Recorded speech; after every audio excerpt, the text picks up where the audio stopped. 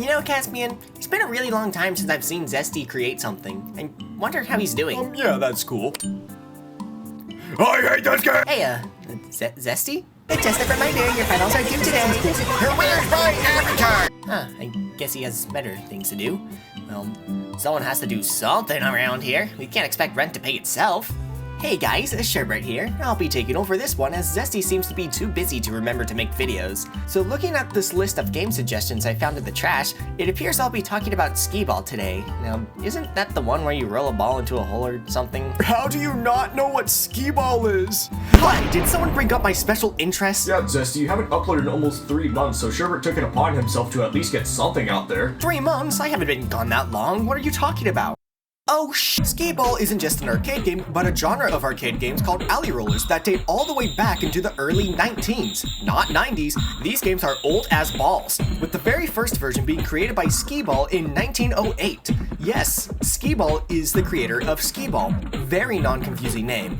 Unfortunately, it's not the first time we've had that here, and yes, the ball pun was intended. As much as I would love to yap about the history of alley rollers, we're just going to be looking at some more modern versions for today. I mean, this is about getting on that ticket redemption grind set, isn't it? Now, the first game we'll be looking at is the one you're probably the most familiar with, the Chuck E. Cheese version of Skee-ball, as well as Ice Ball and Fireball Fury. I'm grouping all 3 of these games together as they play the exact same. In terms of winning the jackpot, your goal is simple. Just get an unrealistically high score that will require you to play nearly perfectly. And if you don't beat the score, hey, you'll at least get some pity tickets. Yeah. In terms of ticket redemption, I see this one on the same level as Big Bass Wheel. It's a super fun game, don't get me wrong, but if you're only in it for the tickets, 9 times out of 10 you're better off playing literally any other game at the arcade. Now, decently paying out versions of this game do exist in the wild. However, they're about as rare as Colorama Extreme. There have been more modern versions of Skee-ball roaming around lately, and with ticket inflation comes higher payouts. Yes, arcades suffer from inflation just like me and you. Although they're much more common in this day and age, they also tend to pay out more than their older siblings, while still playing one-to-one with the versions we all know and love. So I'll be grouping the newer versions of Skee-ball in their own tier as well.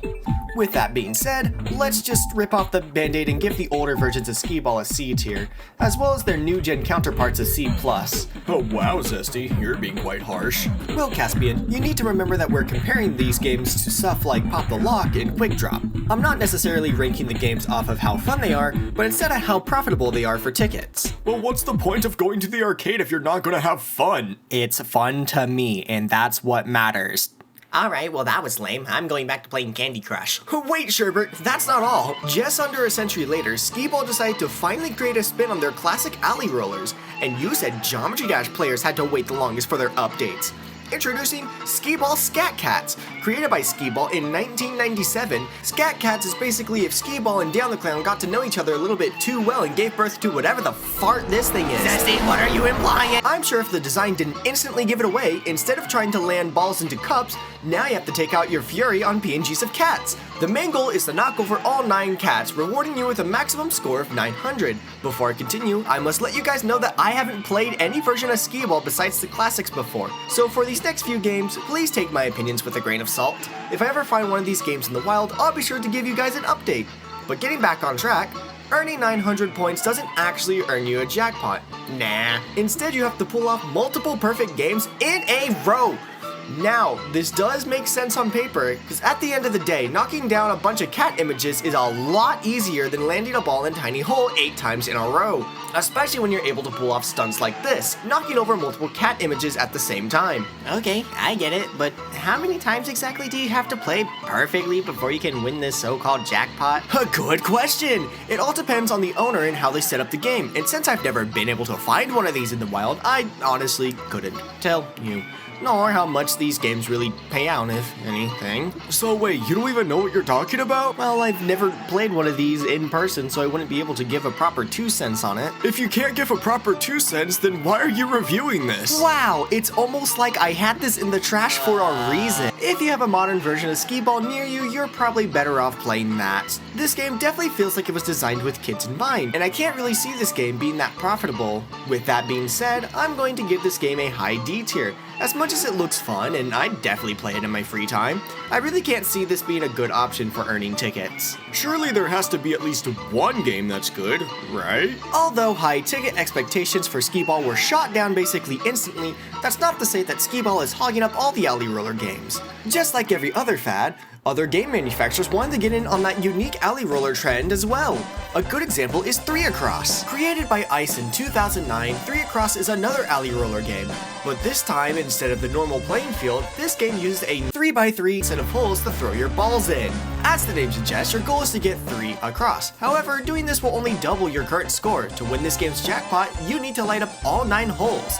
This does also mean you need to play perfectly. I feel like this game's jackpot is a lot easier compared to classic Skee-ball and Scat Cats, since you don't need to do it multiple times in a row. This is cause, from the looks of it, the holes are a lot larger than the top left and top right holes on normal Skee-ball. Now, don't get me wrong, this doesn't look easy at all, and given the nature of older arcade games, I'm sure you'd be able to find many better options out there. But depending on how good you are at Skee-ball, this may be a good choice. That's only if your version allows jackpots. Looking online, I can't really seem to find that many videos of people having versions that allow for many tickets to be won. This makes sense because Skee-ball, deep down, has always been one of those games where you and your friends try to get the highest score among each other. Or at least that seems to be the case in the eyes of 90% of arcade owners. I'd say if your version allows for jackpots and you find yourself pretty good at alley rollers, it could probably win you a ton of tickets, but due to how hard it is to come across, let alone come across with the right settings, I'm only going to give this game a high C tier. However, they didn't give up there, as 5 years ago they would create Dunkin' Alien. Wait, if this game was created before 3 Across, then wouldn't that make 3 Across Ice's last alley roller for the era? Yeah. So they did give up.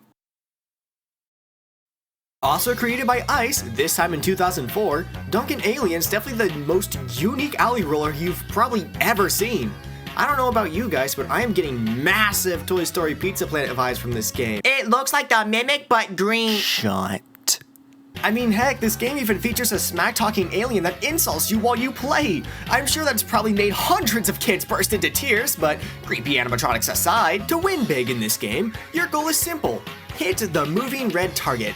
Well, the seems easy enough, except come on, it's the early 2000s and we're talking about Ice here. That being said, I've only come across a single video on YouTube of someone actually winning, and even then, the target seems to be moving a lot slower than it should be. Oh, and did I mention they didn't actually win? Yeah, turns out that the arcade can change it where you don't just need to dunk the alien multiple times, but multiple times in a row! Now, although I have never played this game before, this game looks way harder to win compared to other alley rollers. Now, this game isn't all bad, well, at least outside of the ticket redemption side of things. Speaking of which, I'm just gonna put this here. For my audio-only folk, I put it in D tier. I am sorry, but the jackpot's just way too hard to hit, and even then, this thing really doesn't seem like it pays out that many tickets. Now, let's just get on to just how much this game stands out. To my knowledge, this seems to be one of the very few games that feature a moving animatronic inside of the game. What about JJ-Bot? That's an animatronic. Caspian, we do not talk about JJ-Bot in this household! Back on track, though. I'm sure the animatronic scared a lot more kids than lured in, but if I saw this as a kid, I'd probably also be spooked out of my mind and burst into tears. But hey, if I ever saw one of these in the wild nowadays, you bet I'd be checking it out. It's a shame that this game also tends to be super rare. Well, I mean, duh, with how many moving parts this game has, you're more likely to find one either without the alien or flat out broken. You know, I can see why something as delicate as an animatronic and the concept of throwing a weighted ball at high speeds towards said delicate animatronic never really caught on. But man, it's a shame we don't get games as experimental as Dunkin' Alien. No, Caspian, JJ-Bot doesn't count. But I sure am glad we got this gem, even if it's hot garbage in terms of earning tickets. Surely it wasn't just Skee-ball and Ice making all the alley rollers around this time, right? Well, yeah, Sherbert, you're right. For our last example, we'll be looking at a spin-off created by, what?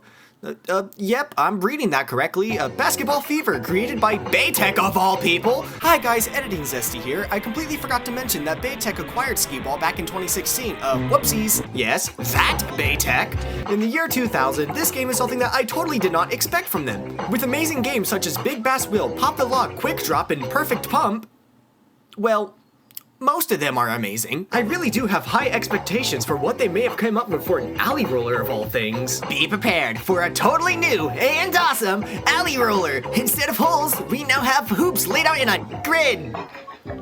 So it's 3 across, but with hoops. Huh.